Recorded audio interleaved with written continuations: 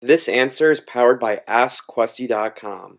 Get help with your Squarespace questions or tasks on demand. So I'm using some kind of default.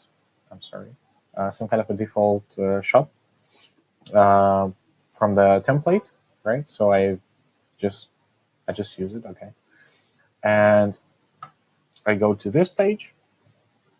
I just click add to cart, and it's in my cart.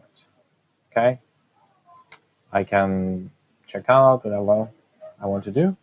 Nice. So what is the way to display this add to cart button? I go to design, size styles, and I simply choose this one. And here I can choose whether I want to show this button or not. Let's say I don't want to show it. I don't want my product to be added somewhere, whatever. I hit save. Okay. I want to show it. Just turn it on. It works. So I just simply hit add to cart, and I go to my cart.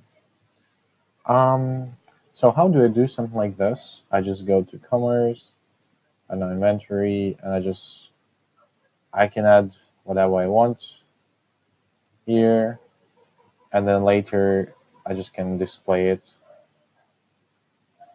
Yeah, simple as that, And later you check out, and you're done. Was this helpful? Ask a Squarespace question now. AskQuesty.com.